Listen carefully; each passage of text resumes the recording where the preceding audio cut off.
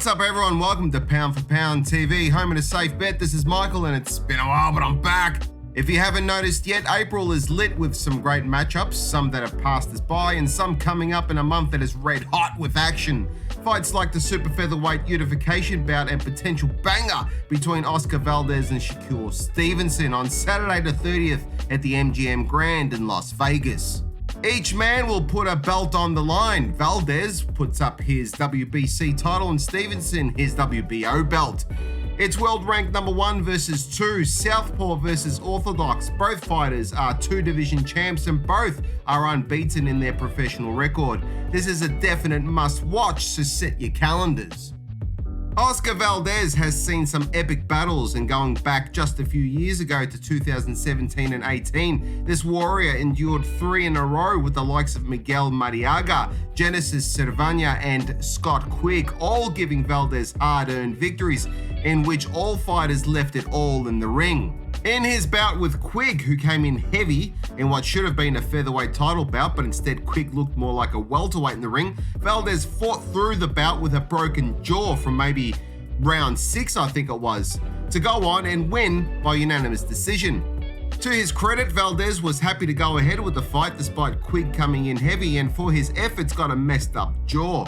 However, he did break Quigg's nose, so Valdez got a little extra cherry on top of his victory. I've never had a broken jaw, but I remember it described by Romanian-Canadian boxer Jojo Dan when he had his jaw shattered by Turkish opponent Selçuk Aydin as having blood mixed with sand in his mouth. The fact Jojo Dan had his jaw smashed to pieces in the second round of their bout and he fought on to eventually lose by unanimous decision after 12 rounds speaks to the big brass balls that these guys have in the ring.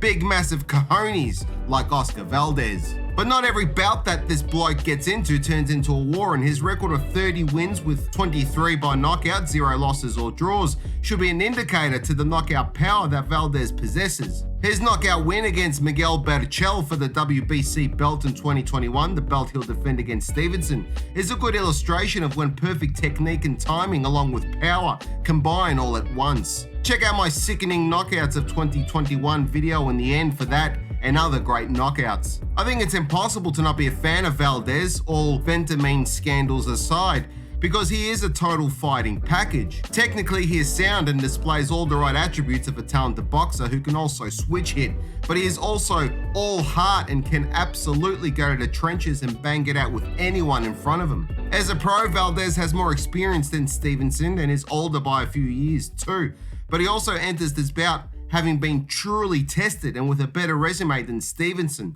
so we'll see how Stevenson handles him. Shakur Fearless Stevenson continues to impress onlookers as his streak of wins goes on, and without too much trouble, it should be said. Against his last opponent, Jamel Herring, Stevenson was expected to struggle, and many even believed he would lose against the experienced ex-Marine and London Olympics competitor.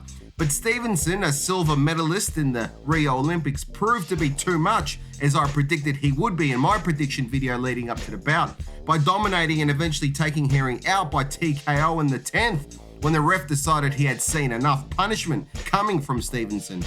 Opponents find it difficult to land cleanly on Stevenson, whom I would consider a defensive-minded fighter with superior offensive instincts and ability. In other words, he can fight going in either direction, and his hand speed, accuracy, and I would even say power, is the reason why so few fighters can just stroll into his wheelhouse and land cleanly without feeling a lot of heat coming back in return. Another reason he is hard to hit clean is his ability to manage distance. Stevenson is often just a fraction too far away to hit, but close enough for him to land shots on you. This doesn't mean he can't be hit, because he does get tagged, but his IQ, timing, anticipation, and ability to always be rolling or moving with incoming punches helps to take the steam off anything with significant force.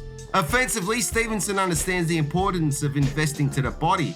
He usually gets off first before his opponent, and the body is often a target with quick combinations to the midsection and kidneys. This works a treat to discourage the other guy from attacking, and you see them backing off time and again. Listen to the stats called out by the commentators during Stevenson's fights, and you soon realize how high the percentage of power shots and clean contact he has during his bouts. This stems from a decent amateur background, staying active, training hard, and listening and learning, not just from his coaches, but mentors like Andre Ward and Floyd Mayweather. His record of 17 wins with 9 by KO is a work in progress, and we're starting to see some good names on his resume, which will tell us where he is as a pro. Premature discussions of Stevenson potentially being a pound for pound can be dismissed, as he has yet to prove himself, but I am a fan and I like what I see, and what I see is massive potential for greatness. If I'm wrong, I'm happy to lend Jada Pinkett Smith some of my turtle wax for that glossy shine finish so Will Smith can catch his reflection next time he gets pegged by her, but I'm going with Shakur. Valdez is going to bring the ruckus and put it on Stevenson, make no mistake, but I think Stevenson survives what will be his biggest challenge yet and gets the W on points. Before we hear from the experts, a reminder to please jab that like, share, subscribe, and notification bell. Check out our Patreon page to become a Patreon family member where you'll receive some cool perks. Want some merch? We've got t-shirts to baseball caps to phone covers, from boxing to crypto and everything in between. So head on over to In Stock Shop to find something you like. You can find a link below.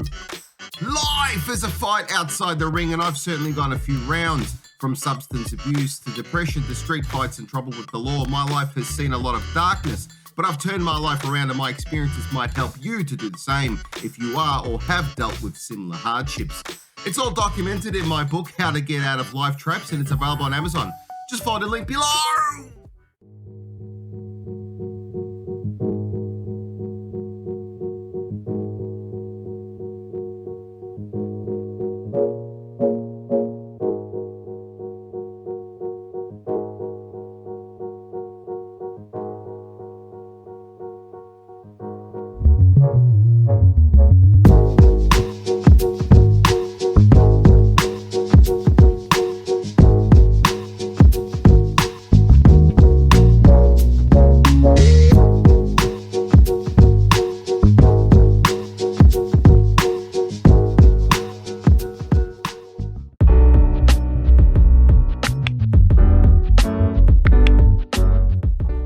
Looking for an opportunity to make money? That cryptocurrency is so hot right now. I'm not a financial advisor, but it's pretty obvious that it is growing in popularity and utility, and many folks think that they have missed the boat on cryptocurrencies like Bitcoin, but they couldn't be further from the truth. You can mine Bitcoin on your laptop, PC, or mobile phone if they are half decent, without having to splurge on expensive mining rigs. In fact, you can do it for free. This is not a paid sponsor, simply a great opportunity and something that I'm doing. And StormGain can help you generate income using credit earned by mining online. Click the link below and start earning crypto today.